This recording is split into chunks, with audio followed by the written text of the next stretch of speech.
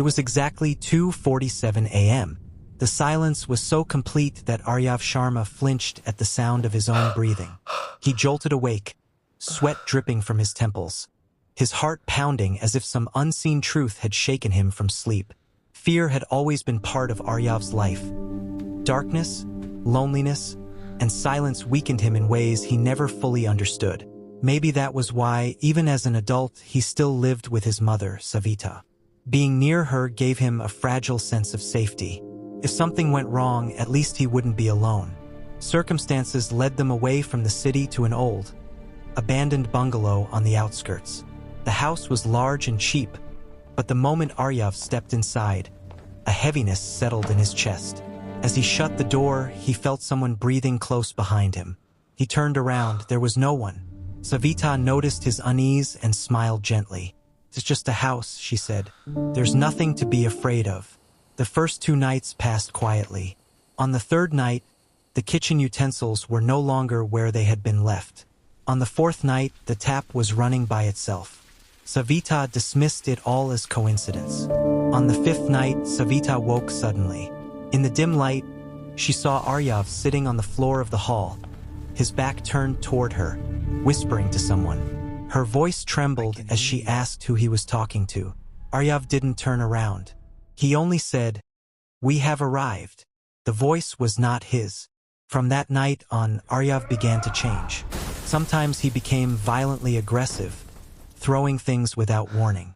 Sometimes his walk and voice shifted, soft, feminine, unfamiliar. Sometimes he sat in a corner for hours, crying for no reason at all. Often his eyes were open, yet he failed to recognize the person standing right in front of him. One night, Savita saw him clawing at the floor with his fingernails, as if trying to dig something out from beneath the earth. In that moment, she understood the fear was no longer limited to her son. Something else was breathing inside this house. That was when Devaraj Nair arrived. He spoke calmly. No rituals, no chants. He simply looked into Aryav's eyes and said that this body carried not one, but 3 unfinished stories. Inside Aryav were 3 souls, Kavya, Rudran, and Muni. Kavya was a transgender woman with very small dreams. She wanted dignity. She wanted to sew for a living. She wanted a tiny home she could call her own. Rudran was her greatest support, like an older brother. Together, they worked hard, saved money, and bought a piece of land to build a life of their own. But society could not accept this. Powerful men couldn't tolerate the idea that someone they dismissed as less than human dared to ask for equality. One night, Kavya and Rudran were brutally beaten.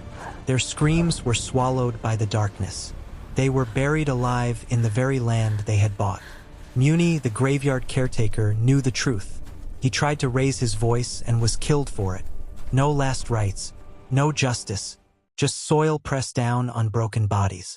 Their pain stayed trapped beneath the ground. Now, that pain was speaking through Aryav. Through his body, Kavya found those responsible. One man lost his sanity to fear. Another confessed his crimes publicly. One died buried beneath the same land he had stolen. With every punishment delivered, Aryav grew weaker. One night, he stood before a mirror. The face was his, but in the eyes lived Kavya's sorrow. In a shaking voice, he asked, "If justice has been served, why are you still here?" The room fell silent. Then a broken, gentle voice replied, "Because for the first time, someone is asking us." Tears streamed down Aryav's face. He asked what hurt the most. The answer came softly, not dying, but living without ever being seen as human. Devaraj arranged their final rites, with dignity, respect, and silence. No fear, no spectacle, just honor. As the funeral pyres burned, Aryav stood with folded hands and whispered that the world had failed them.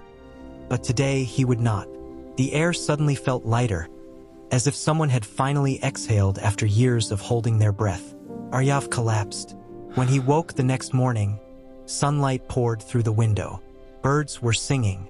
For the first time, the house felt like a home. Savita held his hand and asked if everything was all right now. Aryav nodded. Yes, everything was finally at peace. Outside the gate stood a small board. Here lie 3 lives who were given what society denied them, dignity. Aryav looked at the board, then up at the sky. A soft breeze passed by, carrying the faint sound of anklets. He smiled, because he now understood. Fear is not born from evil spirits. Fear is born when humans refuse to see other humans as human.